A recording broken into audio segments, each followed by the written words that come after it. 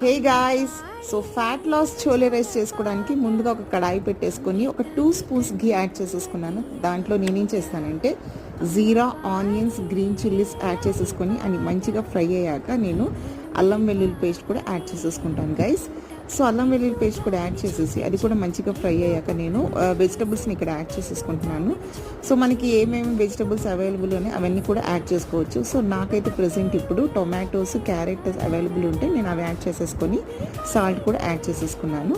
దాని తర్వాత కొంచెం టర్మరిక్ అండ్ చిల్లీ పౌడర్ని కూడా యాడ్ చేసేసుకొని నేను ఇక్కడ చోలే అంటే మనకి శనగలు అంటారు కదా, వైట్ శనగల్ని నేను ముందుగానే బాయిల్ చేసేసుకున్నాను. అది హాఫ్ కప్ని దీనికి యాడ్ చేసేసుకుంటాను గైస్. తర్వాత ఇది కూడా కొంచెం ఫ్రై అయ్యాక నేనేం చేస్తానంటే 150 గ్రామ్స్ కుక్డ్ రైస్ని యాడ్ చేస్తాను. నేను ఇక్కడ సింగిల్ పాలిష్ రైస్ని యాడ్ చేస్తున్నాను. మీరు కావాలంటే బ్రౌన్ రైస్ కూడా యాడ్ చేసుకోవచ్చు, వైట్ రైస్ యాడ్ చేసుకోవచ్చు, అది మీ ఇష్టము. సో కొంచెం అది కూడా నేను సాటేస్ చేసేసి నేను